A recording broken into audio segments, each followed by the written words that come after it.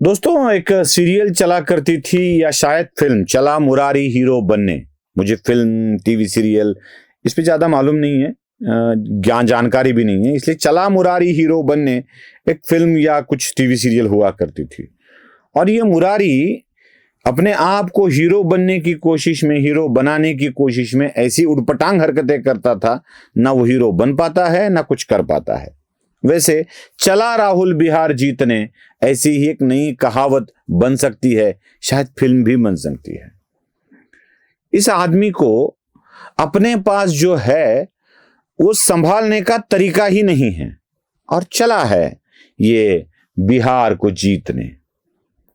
अपने साथ क्या स्कैम हो रहा है, कौन कहां जा रहा है, कौन क्या बात कर रहा है, यही पता नहीं चलता।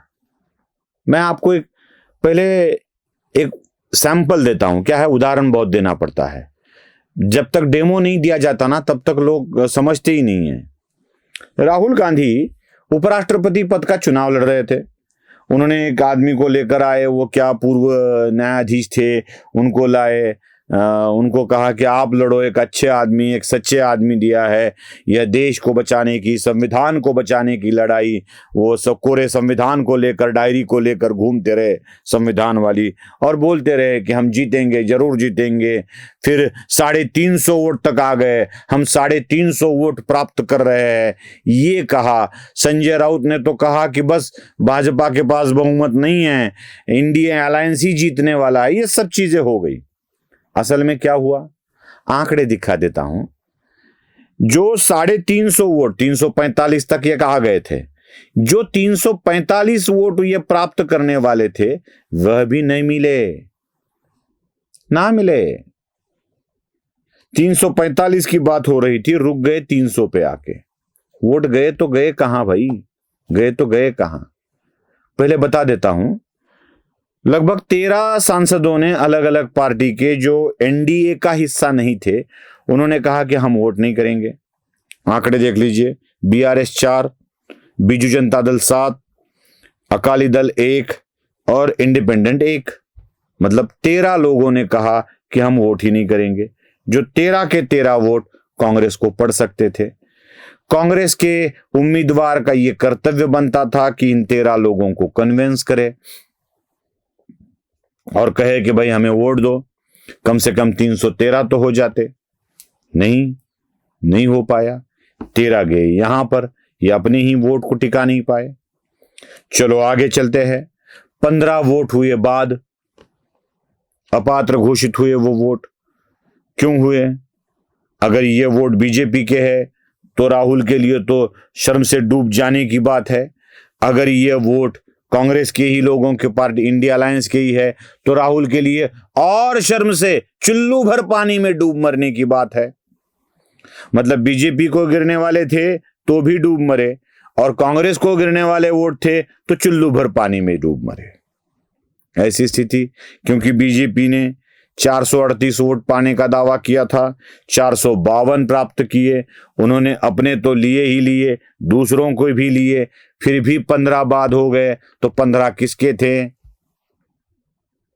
अपने सांसदों को जो बता ही नहीं पा रहे हैं कि वोट कैसे करना है।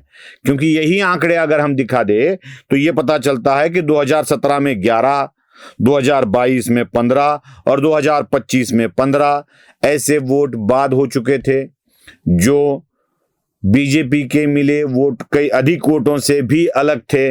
मतलब कांग्रेस के ही, इंडिया अलायंस के ही सदस्य अपने आप वोट नहीं कर पा रहे हैं। इतना पढ़ाने के बाद भी, इतना बताने के बाद भी 15 ये गंवा दिए। 15 और 13 कितने हो गए? अब हो गए 28। ये 28 ही प्राप्त नहीं कर पाए।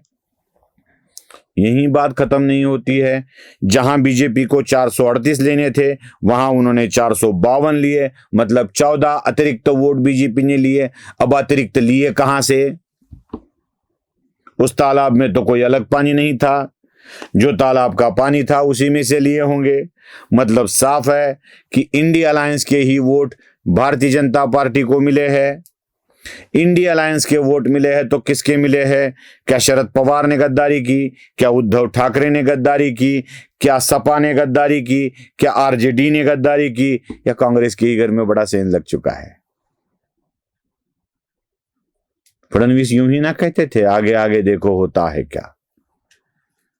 प्रॉब्लम यह है कि जो बिहार जीतने मुरारी चला है ना अपना, उसको यही पता नहीं है कि उसके घर में क्या आग लगी हुई है। वोटिंग के टाइम का एक वीडियो दिखा देता हूं, गडकरी के साथ का है, देख लीजिए। देख सकते हैं केंद्रीय मंत्री नितिन गडकरी जी और खड़गे जी एक साथ नजर आ रहे हैं, जो कि हम लगातार बात कर रहे थे, जिसका जिक्र देश रत्न जी भी कर रहे थे। ये हमारी लोकतंत्र की सुनहरी तस्वीरें हैं, हमारे लोकतंत्र की, हमारी संसदीय प्रक्रिया की विशेषता है। देखा अब किसको कौन हैक कर रहा था। अब ये चुनाव तो वोटिंग के हिसाब से हुआ है, बैलेट पेपर पर हुआ है, ना कि ईवीएम मशीन पर। ईवीएम मशीन पर नहीं हुआ, बैलेट पेपर पर हुआ, फिर भी गड़बड़। शायद नितिन गडकरी इनके पार्टी के अध्यक्ष को ही हैक करके ले गए।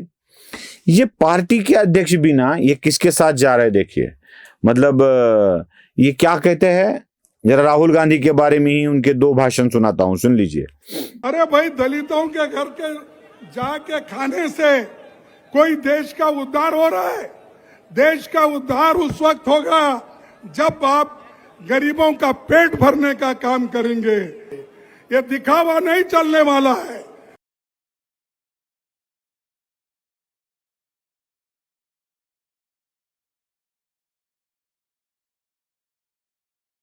सुना, गरीबों के घर में जाकर खाना खाने से वोट जीता नहीं जाता, खाते हैं राहुल गांधी। उसी वीडियो में मैंने दिखाया है, राहुल गांधी चले हैं वोट चोरी करके बिहार जीतने के लिए, सावध रहना चाहिए, ये अध्यक्ष कहते हैं उनके।